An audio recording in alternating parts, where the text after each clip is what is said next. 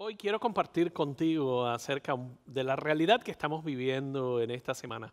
Mientras esta semana pasada, la semana anterior, miramos la condición de nuestro país, parece como si se estuviera desmoronando este país justo frente a nosotros. Primero fue la pandemia, COVID-19, la condición y el impacto económico, la pérdida de empleos, las muertes. Y ahorita las protestas, la muerte de un hombre frente a miles y millones de personas a través de todo el mundo, en las redes sociales, la injusticia social, el racismo, y todo parece haberse encontrado en un solo punto y en una sola época. Este tipo de eventos desencadenan miedo, desencadenan preocupación, desencadenan ira, coraje, desconfianza en los corazones de todos nosotros. Y es interesante porque en cada uno de nosotros, dependiendo de nuestra experiencia de vida, va a provocar reacciones distintas. Hay quienes personalmente se identifican con la situación social que ocasionó la muerte de George Floyd y pueden sentirse vulnerables y temerosos. Para otros, sin embargo, hay una indiferencia, una desconexión, un desinterés, un distanciamiento, un silencio y una realmente desconexión. Hoy yo quiero que como familia tengamos una conversación. Tengamos una conversación no solo para procesar los eventos, las emociones a través del lente del Evangelio y de las Escrituras.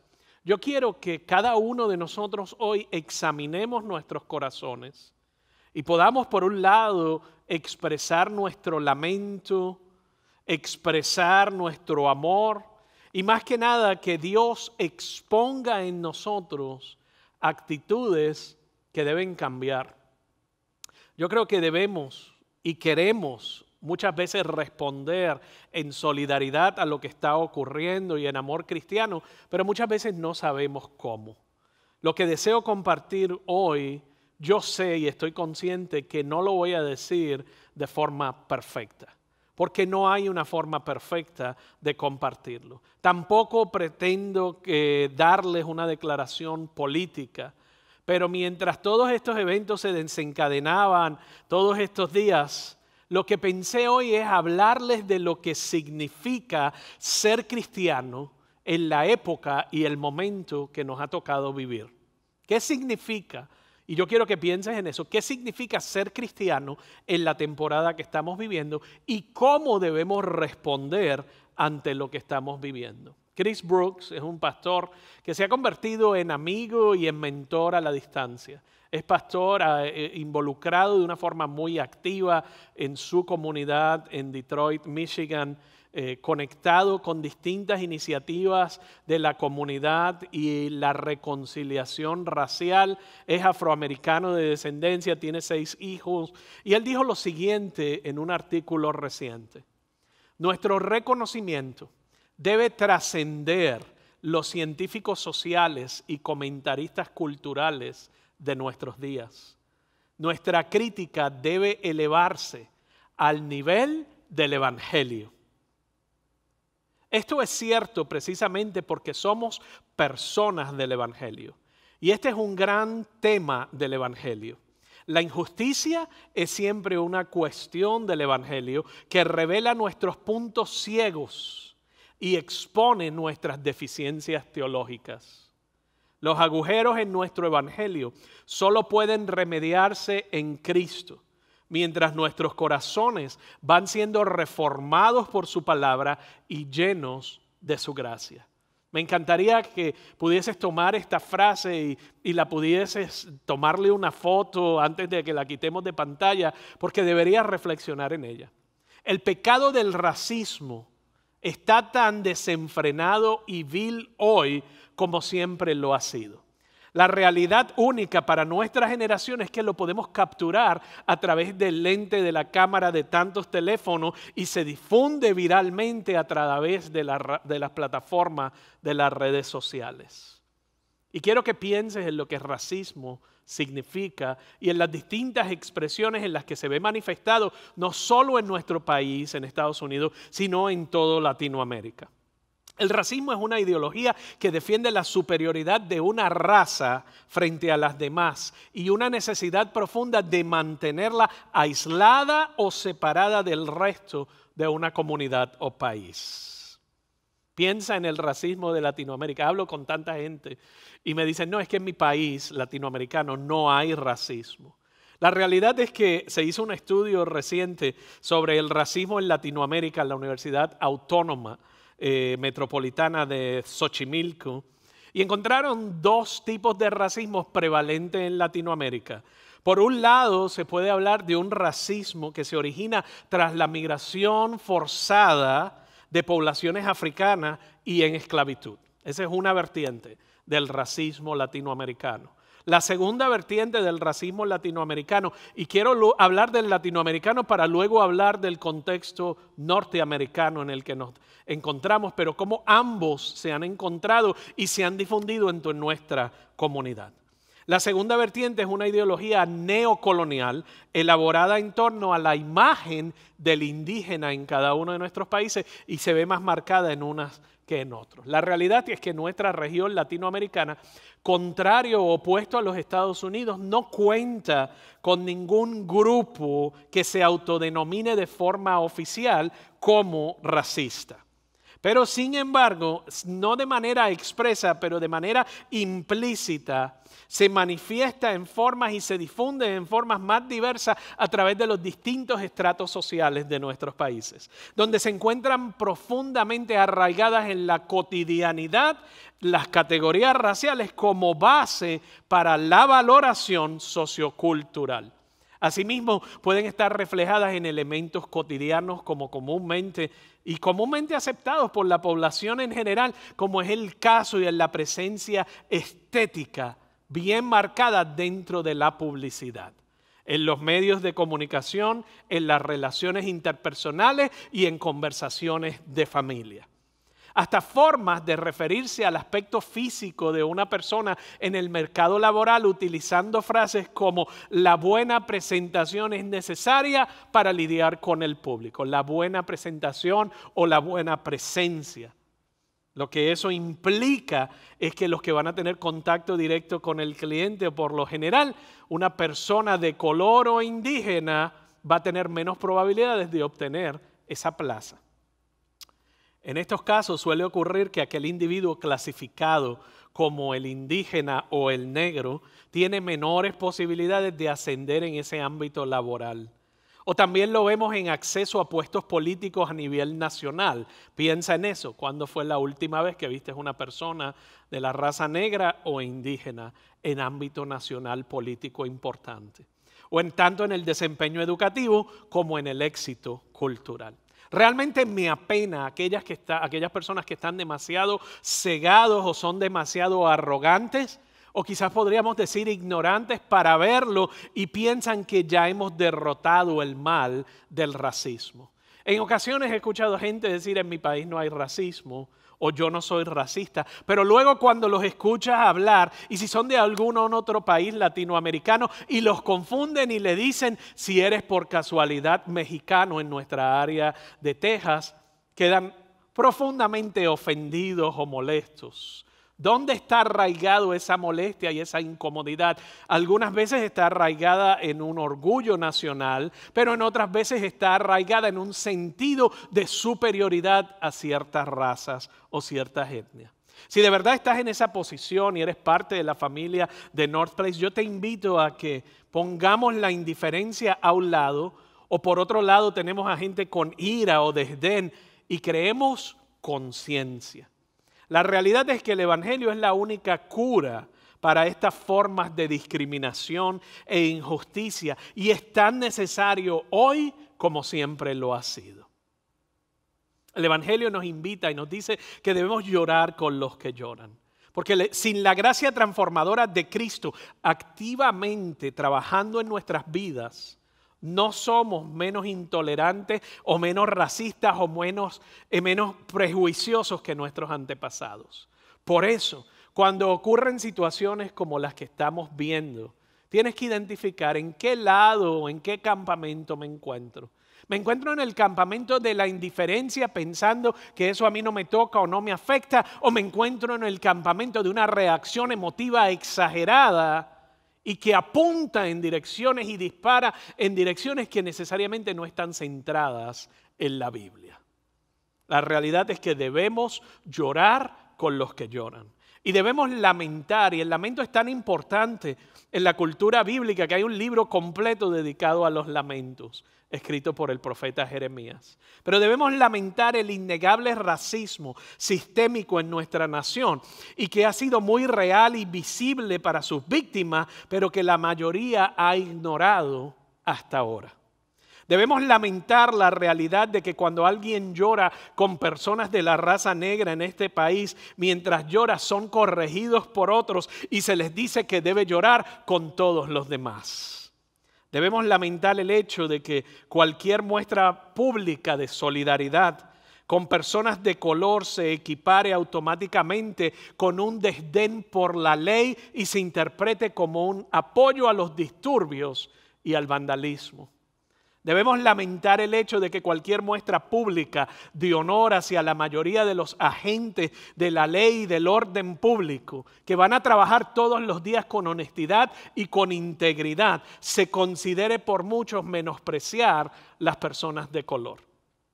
Debemos lamentar la polarización, la pérdida del balance, la pérdida del equilibrio y la pérdida de una posibilidad de ambos y donde cualquiera que no sea un extremista se sienta como un vagabundo sin hogar.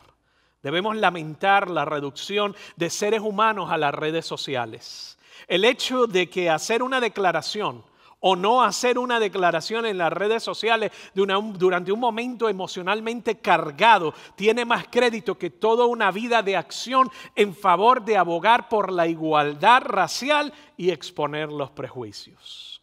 Debemos lamentar la superficialidad de muchas declaraciones en las redes sociales de que es lo que hay que hacer y lo que otros están haciendo y por ende hacemos lo mismo, pero no tenemos ninguna intención de arriesgar nada personalmente para apoyar las víctimas de la injusticia racial, sean negros, sean emigrantes, sean blancos, negros o color marrón. Debemos lamentar la arrogancia de reemplazar el diálogo y la conversación por declaraciones definitivas. Hay poca o ninguna disposición de escuchar. No hay aprendizaje sin escuchar, pero no podremos escuchar sin humildad. Debemos lamentar la bancarrota moral de una nación que parece desmoronarse. Debemos lamentar la indiferencia, la somnolencia, la pecaminosidad, la tibieza y la apatía del cuerpo y la iglesia de Cristo. Debemos lamentar la división entre su cuerpo y debemos orar por la solidaridad que oró Cristo, que marcara e identificara a su iglesia. Hay que dar voz a las injusticias innegables y hay que presentarse de forma unida, centrada y bíblica. Así que te encuentres tú incomodado por algunas de estas declaraciones, ahí es donde debemos estar. Ahí es donde el Espíritu Santo de Dios quiere que estemos para revelar las áreas ciegas de nuestro propio racismo, de nuestra propia indiferencia, de nuestra propia ira en algunos de los casos. Jesús en el capítulo 17, verso 23, oró al Padre y le dijo: no ruego solo por estos, ruego también por los que han creído en mí por el mensaje de ellos, para que todos sean uno. Padre, así como estás en mí y yo en ti, permite que ellos también estén en nosotros, para que el mundo crea que tú me has enviado. Yo les he dado la gloria que me diste, para que sean uno. Piensa en esto, iglesia. Para que sean uno, así como nosotros somos uno. No uno en visión política, no uno en opinión, uno en Cristo, poniendo la agenda del reino delante de cualquier agenda económica, política, social o étnica que hemos puesto delante de Él. Jesús decía: yo en ellos y tú en mí. Permite que alcancen la perfección en la unidad. Y así el mundo reconoce que tú me enviaste y que los has amado a ellos tal y como me has amado a mí. Vemos una expresión de amor profunda. La iglesia no debe caer presa de pensar que la discriminación racial es cosa del pasado. El asesinato de George Floyd es el más reciente recordatorio en este país. Un recordatorio trágico de que el racismo es un peligro actual, no solamente para los de raza negra, sino los de raza blanca y los de raza latinoamericana, etnia latinoamericana. La preocupación del apóstol Pablo sobre la naturaleza corrupta, y quiero hablarle a aquellos que están indiferentes y piensan que esto no le aplica. Él expresó esta preocupación en una carta a Timoteo y yo quiero compartirla con ustedes. Él le dijo lo siguiente en el capítulo 3. Timoteo, es bueno que sepas que en los últimos días, o sea, en nuestro tiempo, habrá tiempos muy, muy difíciles. Pues la gente solo tendrá amor por sí misma. Deja que eso se asiente ahí por un momento. Y por su dinero. Serán fanfarrones y orgullosos. Piensa en la actitud, en la conversación y en la falta de diálogo que estamos viendo hoy. Se burlarán de Dios, serán desobedientes a sus padres y malagradecidos y no considerarán nada sagrado. En el verso 3 dicen, no amarán ni perdonarán. Calumniarán a otros y no tendrán control propio. Serán crueles y odiarán lo que es bueno. Traicionarán a sus amigos, serán imprudentes y se llenarán de soberbia y amarán el placer en lugar de amar a Dios. Actuarán como religiosos, pero rechazarán el único poder capaz de hacerlos obedientes a Dios. Y el último verso, si lo tenemos ahí, quiero compartirlo. Ya está en pantalla. Y actuarán como religiosos. Actuarán como religiosos, pero rechazarán el único poder capaz de hacerlos obedientes. Piensa en eso a la luz de la noticia del día. Piensa en eso a la luz de tu propio criterio. La polarización política en nuestro país ha empeorado de forma diaria durante mucho, mucho tiempo. Y esto apela a nuestras emociones y apela a nuestros sentimientos y extrapola nuestras opiniones y nos divide. Divide iglesias, divide familias, divide latinoamericanos, divide blancos de negros de color brown y marrón. Pablo por eso en Efesios 4 nos invita a siempre ser humildes y gentiles, a tener paciencia los unos con los otros y a tener en cuenta la falta de cada uno y luchar por la unidad de la familia de Dios. Si tú te das cuenta, Pablo dice que seamos pacientes el uno con el otro. Más de 56 veces en la Escritura se habla de uno al otro, que nos amemos el uno al otro, nos sirvamos el uno al otro, oremos los unos por los otros, seamos amables los unos con los otros, vivamos en paz los unos con los otros, animémonos los unos a los otros y tengamos misericordia y compasión los unos con los otros. En Juan 13, el verso 35 dice, su amor mutuo demostrará al mundo que ustedes son mis discípulos. Tu amor hacia los demás está demostrando que eres un discípulo. De hecho, la mayor defensa de nuestra fe como cristianos es cómo nos tratamos en momentos como este y cómo tratamos a los demás. La mayor prueba de si realmente seguimos a Cristo es la forma en cómo amamos a los demás, especialmente a aquellos que piensan diferente a ti y a mí. Así que déjame hacerte dos preguntas. Frente al mundo que mira y que observa, ¿es tu amor y paciencia con la gente, especialmente con aquellos que no están de acuerdo contigo, prueba de que eres un discípulo? A veces elegimos ver las cosas de una manera. Tenemos una perspectiva de verla. Y luego cuando hay personas que no se alinean con nosotros, las etiquetamos como menos inteligentes o menos espirituales. O ambas. Recurrimos a los insultos en las redes sociales y en conversaciones que deshumanizan el valor de alguien que Dios ama tanto como te ama a ti. Alguien que tú deberías amar. ¿Has notado cuán seguras están las personas en sus puntos de vista en este momento? Tú has notado cómo hablan y cómo se expresan, cómo hablamos y cómo nos expresamos. Y en ocasiones es una confianza infundada, sea que estén hablando de la pandemia, del COVID-19 o del racismo. En lo que se refiere a la tensión racial o en lo que se refiere a la política. Y sin embargo, en nuestra ignorancia o en nuestra arrogancia quizás, estamos librando todas estas guerras verbales con otras personas y no estamos demostrando al mundo de que somos sus discípulos por el amor que expresamos, manifestamos y en el que actuamos. La próxima vez que la publicación de alguien te eleve la presión sanguínea, la presión arterial y pienses que tienes que meterte en ello, piensa dos cosas. Que tú no vas a hacer cambiar a nadie de opinión con tú postear algo en Facebook o con tú desahogarte o vomitar en Facebook. Y lo más importante, recuerda lo que dijo Pablo a Timoteo en el capítulo 2 de su carta a Timoteo, de su segunda carta. Te repito, no te metas en discusiones necias y sin sentido que solo inician pleitos. Un siervo del Señor, en otras palabras, un cristiano no debe andar peleando, sino que debe ser bondadoso con todos, capaz de enseñar y paciente con las personas difíciles. ¿Sabes que los cristianos necesitan en este momento una verdadera dosis de Cristo y de humildad bíblica? Eso es lo que necesitamos. Tenemos que pasar de la arrogancia o la indiferencia a la conciencia. Conciencia del valor de la persona que está en desacuerdo contigo. Conciencia de cómo nuestra actitud y lucha se refleja en la causa de Cristo. Y conciencia de que nuestra opinión es solo eso, es solo nuestra opinión, es solo una opinión.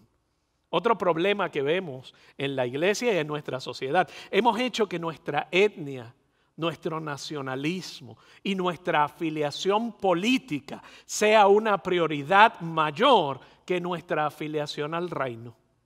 Y quizás te preguntas, ¿qué reino? Al reino de Cristo. Déjame explicarte, la mayoría de nosotros que me están escuchando somos latinoamericanos viviendo en los Estados Unidos.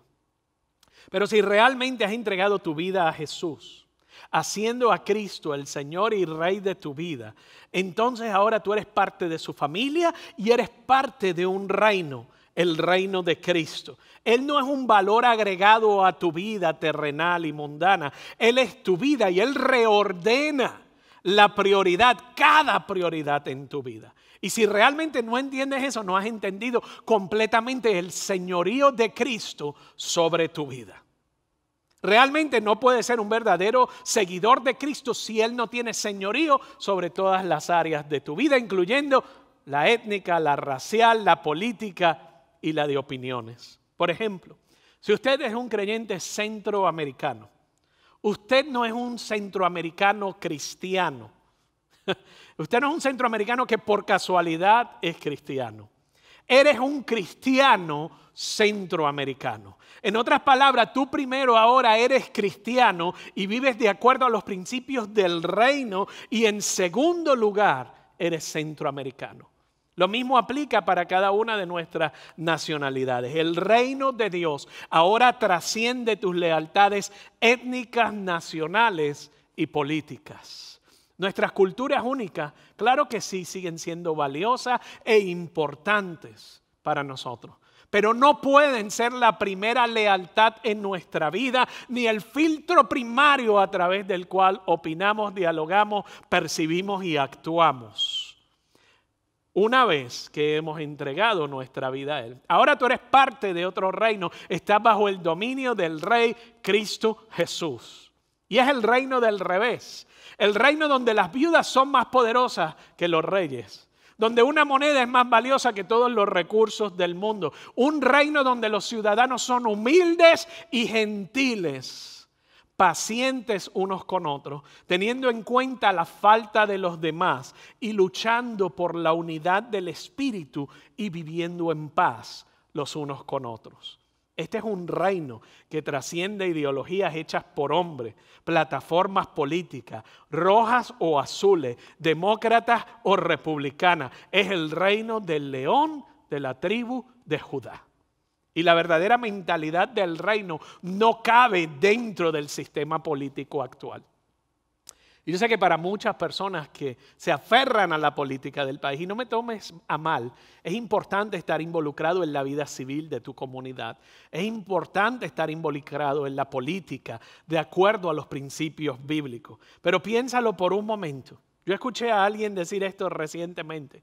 Hay 4 cosas que son importantes a través de todo el Evangelio. Hay 4 cosas que fueron importantes para Cristo Jesús. Hay 4 cosas que son importantes en los escritos del libro de Santiago. No son las únicas cosas importantes de principios en cuanto al reino, pero estas 4 cosas son igualmente importantes, al igual que otras más. Pero piensa en esto. Cada una de ellas debe ser realmente importante para cada seguidor de Cristo. La igualdad racial, la justicia para los pobres y los impotentes, la santidad del matrimonio y la santidad de la vida. Esas 4 cosas no encajan bien con nuestro sistema político. En otras palabras, si tú crees en estas 2, eres de un partido. Y si tú crees en estas 2, eres de otro partido. Y no pueden reconciliarse, porque lo que realmente es que cada plataforma política es incompleta cuando la comparas con la política del reino de Cristo Jesús. Cuando Cristo entra en nuestra cultura, cuando Él entra en nuestra idiosincrasia, cuando Él entra en nuestra realidad terrenal, Él no entra para exponerla, magnificarla. Él entra para voltearla al revés y decir, mi reino está basado en el servicio. Mi reino está basado en la humildad. Mi reino está basado en el amor. Mi reino está basado en otros principios que no importa qué partido te afilie, siempre va a estar incompleto. El Evangelio es la única buena noticia que es completa para cada uno de nosotros. No digo que el panorama político no sea importante, pero si tú has puesto una mayor esperanza en un sistema político que Dios mismo, realmente estás envolviendo todo tu bienestar emocional en el resultado de una elección.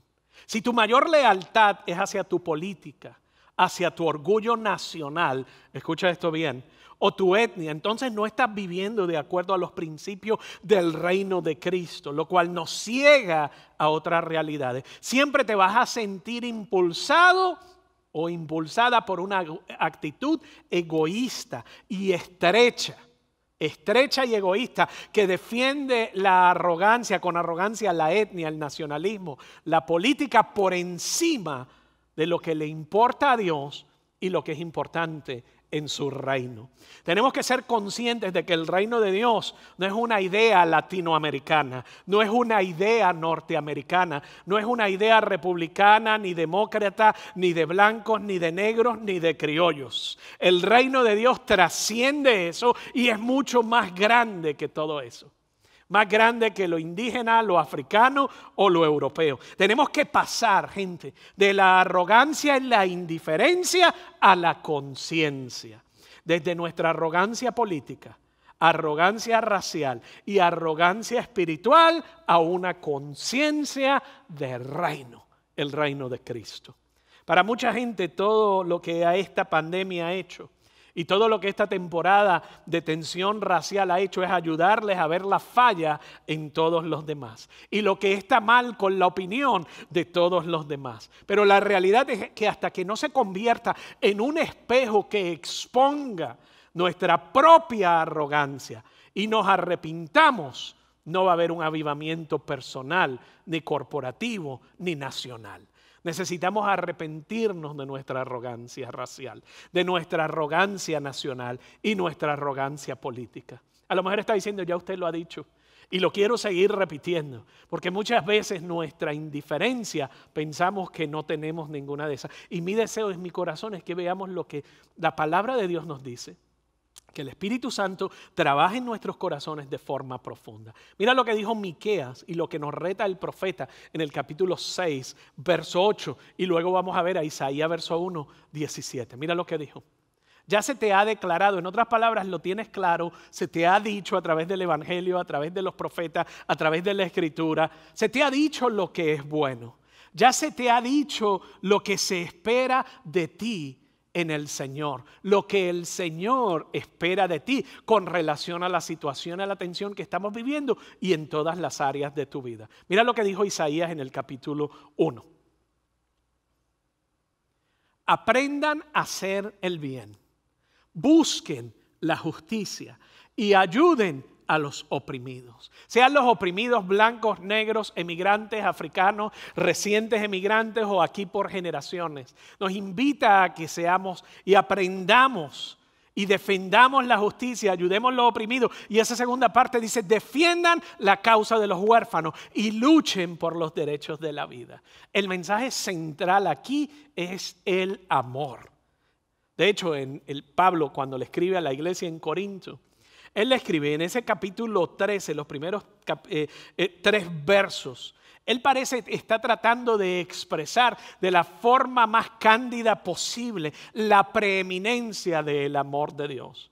Está como un sándwich entre varios capítulos que hablan acerca de los dones espirituales, pero hay dentro de la expresión de los dones espirituales, hay un capítulo dedicado completamente al amor. No es casualidad, parecería como si estuviese fuera de orden o fuera de lugar, pero el amor de Dios, Pablo sabía, es el poder más importante que podamos demostrar. El amor de Dios es la presencia más importante en la que puedes estar caminando. La iglesia en Corinto estaba muy bien versada en cuanto a los dones del Espíritu. Profetizaban, hablaban en lenguas, eran muy buenos en la representación religiosa y en el culto público, pero fuera de la iglesia dormían unos con otros y se emborrachaban durante la comunión. Y Pablo les estará ofreciendo una reprensión pastoral y una corrección pastoral llena de la gracia de Dios, diciéndole, no importa cuán espiritual tú creas que seas, no importa cuánta expresión y manifestación de los dones tú tengas en la reunión corporativa, si no puedes vivir de forma justa cuando sales por la puerta, si no puedes caminar con integridad personal y carácter cuando nadie más está mirando, si la demostración de tu don público entonces no significa absolutamente nada para Dios, tu actuación, tu generosidad, tu devoción, todo está vacío y lo deja claro en esos primeros 3 versos. Cuando se refiere a por lo menos al menos 5 de los dones. Mira lo que él dice, si pudiera hablar todos los idiomas del mundo y de los ángeles, pero no amar a los demás, yo solo sería un metal ruidoso, un címbalo que resuena. En otras palabras, un metal que lo que hace es ruido. Si tuviera el don de profecía y entendiera todos los planes secretos de Dios y contara con todo el conocimiento y si tuviera una fe que me hiciera capaz de mover montañas, pero no amara a otros, yo no sería nada. Si no amara, o sea, puedo ser un gran religioso, en otras palabras, pero si no amara a otros, y ese otro incluye a aquellos que son distintos a ti. Ese otro incluye a aquellos de otras razas, etnias y que hablan otros idiomas. Sea su piel más clara o más oscura que la tuya. Puedes ser conocido por todas las demostraciones. Puedes tener un talento increíble y participar en ministerio, iluminar una habitación con tu personalidad cuando entra. Pero si detrás de la escena, si tras bastidores el amor y la justicia y la pureza de Dios no marcan tu vida, entonces tu demostración pública de religiosidad no sirve de nada, ni a ti ni a mí. Es sorprendente cuán persistente es Pablo en esta conversación. En el verso 3 él dice, si diera todo lo que tengo a los pobres. En otras palabras, puedo ser generoso y hasta sacrificar a mi cuerpo, en otras palabras, convertirme en un mártir. Podría jactarme de eso, pero si no amara a los demás, no habría logrado nada. En otras palabras, no representa ni significa nada para Dios. En otras palabras, el asistir a la iglesia, el participar de una reunión, el dar no es nada si no amo a los demás. Y no está hablando de amar solo a tu familia, está hablando de amar a aquellos en los cuales tú piensas y opinas diferente, aquellos que tú desprecias de forma interna y aquellos que has puesto a un lado porque no tienes más oportunidad para estresarte y no quieres lidiarte ni molestarte con eso porque eso a ti no te afecta. Lo que afecta a uno nos afecta a todos. No sé tú. Pero ese capítulo me preocupa, es retante. Y me da deseos de buscar y rebuscar en mi corazón y de decir, Señor, enséñame sobre la preeminencia de tu amor. Enséñame sobre la preeminencia de tu amor. Pablo no está tratando de minimizar los dones, él está tratando de enseñar el funcionamiento correcto de los dones. Mira lo que él dice en el capítulo 13, versos 4 al 6. Y él está hablando acerca del amor. Él dice, el amor es paciente, es bondadoso. El amor no es celoso, ni fanfarrón, ni orgulloso, ni ofensivo. Piensa en todo esto en el contexto actual que estamos viviendo, en las manifestaciones públicas que vemos expresadas en las noticias, en las redes sociales. El amor no es celoso, ni fanfarrón, ni orgulloso, ni ofensivo. No exige que las cosas se hagan a su manera. No se irrita, ni lleva un registro de las ofensas recibidas. No se alegra de la injusticia, sino que se alegra cuando la verdad triunfa. Se alegra cuando la verdad triunfa, no se alegra de la injusticia. Cuando leí las cosas que el amor no es, en este mismo pasaje, me di cuenta que todo lo que el amor no es con las cosas con las que yo lucho. Es exactamente lo opuesto de lo que mi carne lucha. Y es sorprendente que todos tengamos nosotros esa misma inclinación. Orgullosos, celosos, egoístas, mal genio, groseros, descorteses y llenos de envidia. Todos los nacidos de Adán estamos bajo el poder del pecado. Sin embargo, lo que Pablo nos está hablando aquí en cuanto a la preeminencia de Dios, Pablo nos dice que el poder del amor de Dios es tan grande, es tan poderoso que si estoy lidiando con ira, lo que necesito es recibir una dosis del amor de Dios, porque su amor es mayor que mi ira.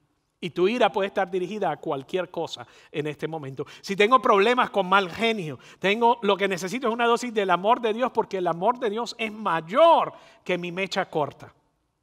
Si tengo resentimiento en mi corazón, o si estoy lidiando con orgullo, con rechazo, con crueldad, o si soy grosero por naturaleza, lo que necesito es una dosis del amor de Dios en mi corazón, porque alguien lleno del amor de Dios no caminará constantemente en rasgos negativos. Piensa en eso. Hay suficiente poder en el amor de Dios, hay suficiente gracia en el amor de Dios, que si estoy tratando con alguna de estas cosas en mi propio esfuerzo y en la carne y las confronto en el amor de Dios, venceré a través de su amor. Este es un momento en que el pueblo de Dios necesita hablar. Este es un momento no de guardar silencio, es un momento de hablar, Pero escucha esto bien, no es un momento de solo dar nuestras opiniones, como yo he visto y he escuchado, sino de hablar sin temor la verdad del Evangelio mientras caminas en amor. Veo muchas opiniones. Pero lo que falta de ver en nuestras opiniones y la falta de temor es la verdad del Evangelio mientras caminamos en amor. Por amor fue que Jesús vino al mundo y nos reconcilió con el Padre y nos dejó a ti y a mí el ministerio de la reconciliación. No es una oferta, no es una posibilidad, no es una invitación. Mira lo que dijo Pablo en 2 Corintios con respecto a esto en los versos 16 al 19 en el capítulo 5. Así que hemos dejado de evaluar a otros desde el punto de vista humano. Piensa en eso en tu próximo post. Hemos dejado de evaluar a otros desde el punto de vista humano. En un tiempo pensábamos que Cristo solo desde el punto de vista humano. En otras palabras, tenemos una percepción quizás distante de quién Dios es. ¿Qué tan diferente lo conocemos ahora? ¿Qué tan diferente lo conocemos ahora? Deja que esa realidad palpable de quien Dios es se asiente en lo profundo de tu corazón. Esto significa, en otras palabras, en consecuencia, esto debe tener un impacto en tu vida, que todo el que pertenece a Cristo se ha convertido en una persona nueva. Mi política anterior, mi visión anterior y mi opinión anterior debe ahora estar templada por quien yo soy en Cristo. Quien soy como criatura nueva. La vida antigua ha pasado y una nueva vida ha comenzado. Y todo esto es un regalo de Dios. quien nos trajo de vuelta a sí mismo por medio de Cristo. En otras palabras, quien tú eres en Cristo se te fue entregado de forma gratuita, un regalo completamente gratis. Para ti un regalo no se cobra, por condiciones gratis.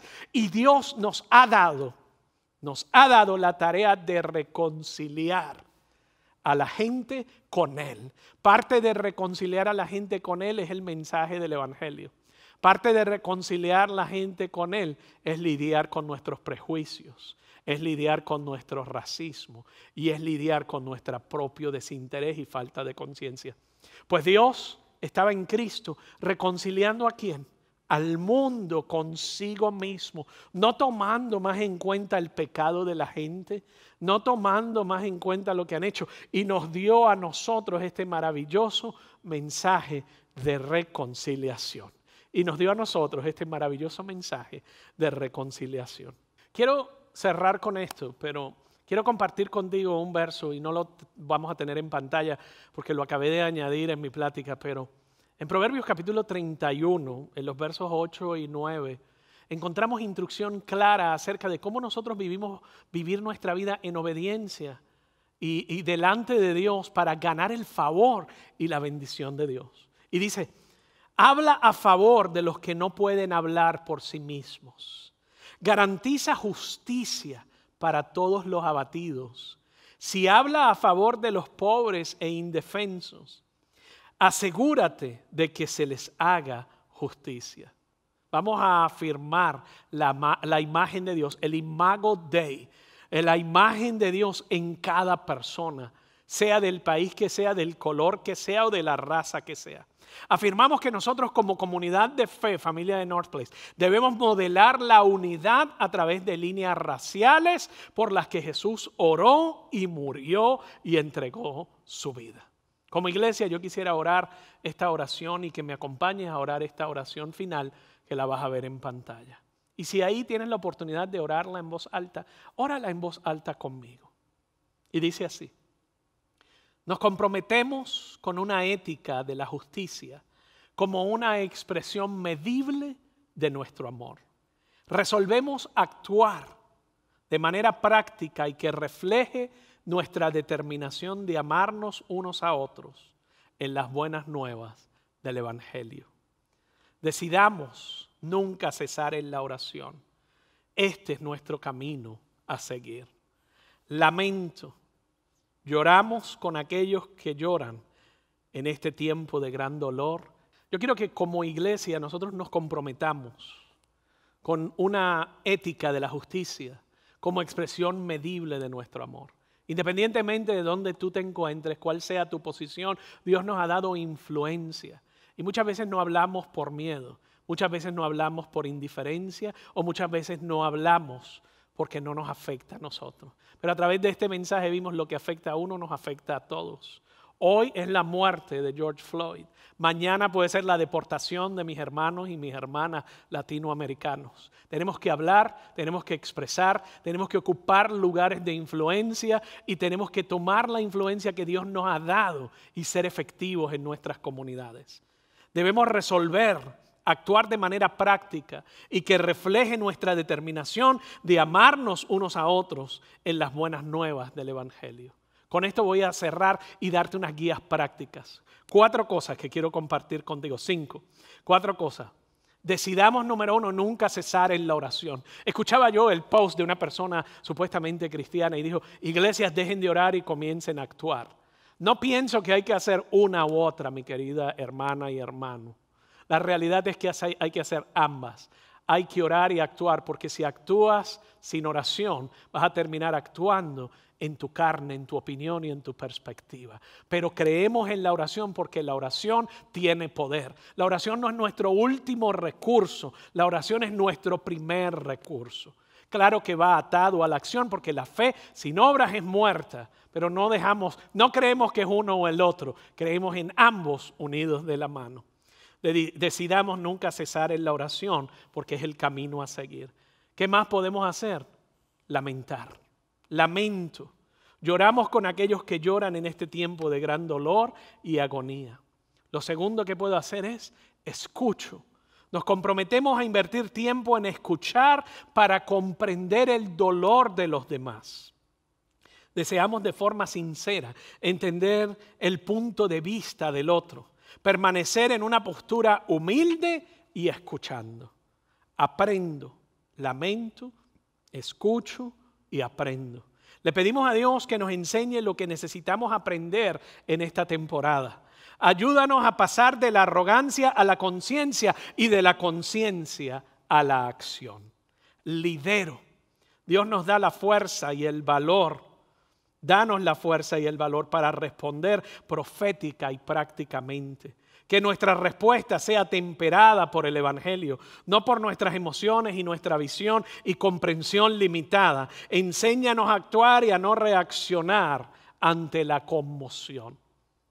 Actúo, dirige nuestros pasos y llévanos, oh Dios, a hacer algo. Deseamos actuar con compasión, empatía, guiados por tu amor. Permítenos encontrar nuestro lugar en nuestra comunidad. Guíanos a hacer luz y conciencia en nuestros círculos de influencia, a salir de nuestra zona de confort. Ayúdanos a no tener miedo porque tú vas a nuestro lado. Ayúdanos a ser la voz de aquellos que hoy no pueden hablar. Y finalmente, actúo y oro. Oramos hoy, oramos siempre, oramos en el Espíritu e intercedemos porque hay poder en la oración. Yo espero que esta plática hoy te haya retado a ti según me retó a mí mientras me preparaba.